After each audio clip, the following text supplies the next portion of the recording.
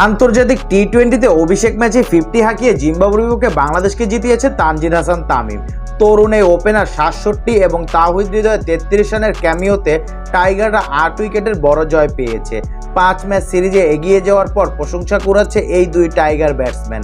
তামিম ও হৃদয় দুইজনই অনেক উন্নতি করেছে বলে মত ব্যাটিং কোচ ডেভিড হ্যাম্পার। চট্টগ্রামে গণমাধ্যমের সঙ্গে আলাপকালে তিনি বলেন, তামিম উন্নতি করেছে, সে 50 ওভারের বিশ্বকাপও খেলেছে, সে এইচপি প্রোগ্রামের আওতায় ছিল, ফলে আমরা তাকে আগে দেখার অভিজ্ঞতা আছে। সে প্রতি সপ্তাহে প্রতি মাসেই এগোচ্ছে, ভালো সিদ্ধান্ত গ্রহণ করতে পারছে আগের চেয়ে, তবে এখনও উন্নতির অনেক জায়গা আছে তার।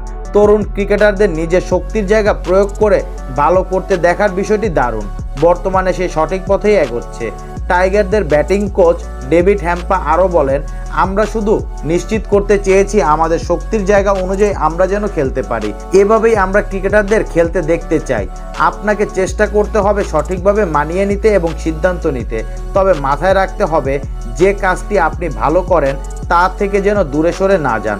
আমরা যদি আমাদের সামর্থ্য অনুযায়ী খেলতে পারি তাহলে প্লেয়াররা ভালো করবে এবং আমরা ম্যাচ জিততে পারবো, এটাই গুরুত্বপূর্ণ ব্যাপার।